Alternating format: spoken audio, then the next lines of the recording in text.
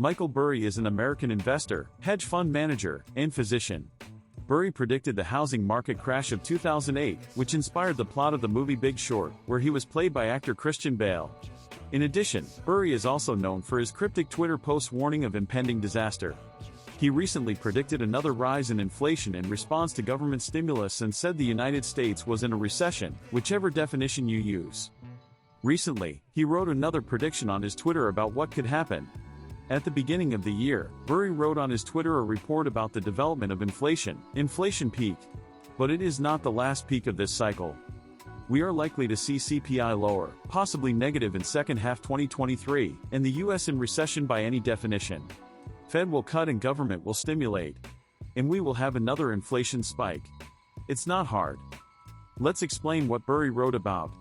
According to him, the current drop in inflation is only the end of the first wave, and we will see further growth in inflation in the coming years.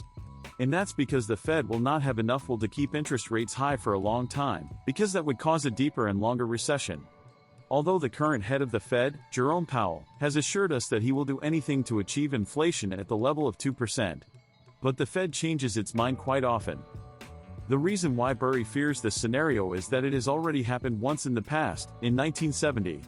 Before we explain it, let's look at the current situation. The current problems with inflation are the result of the COVID problems, the problem with supply chains, imprudent state management and money printing. Because of these problems, inflation has soared to the highest levels in the last 40 years. Which caused the Fed to step in and raise the key interest rate. Which reduced access to borrowing money and limited their spending. This should result in it starting to push inflation down, as people and businesses will spend less. But at the same time, these steps slow down the economic growth of the state and create great financial pressures for everyone. It's like choosing between two evils: either let inflation rise and let the prices of goods rise, which then hardly anyone can afford to buy, or raise base interest rates, which will send inflation down, but on the other hand, it will slow down the economy, create financial distress and eventually will cause a recession. Currently, rates in the US are at 4.75%. People are forced to spend less. Borrowing money is more expensive, and the repayments of already incurred loans are also more expensive. Which causes people to be dissatisfied, and that creates political pressure. The head of the Fed is chosen by the US president, and he is also a politician, and politicians want to be popular in order to maintain their position. So when the people start putting pressure on the politicians to make things better, the politicians start putting pressure on the central bank to lower rates and the people are fine again. Burry is worried about this exact situation. Because the Fed may be forced to cut rates sooner than it should. As a result, inflation would rise again.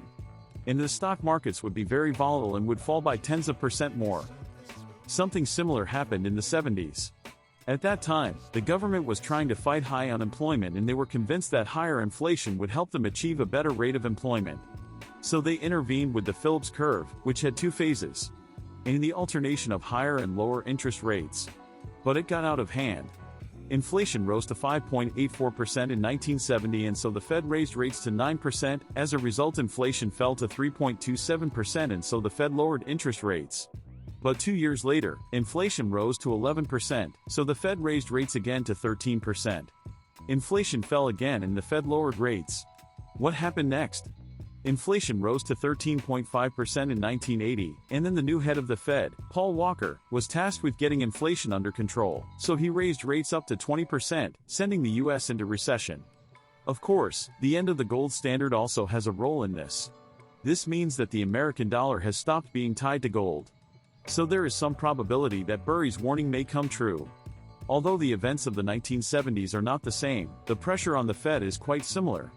Although Powell assured several times that they do not want the situation from the second half of the 20th century to repeat itself, the fact that the Fed says something does not mean that it will follow through.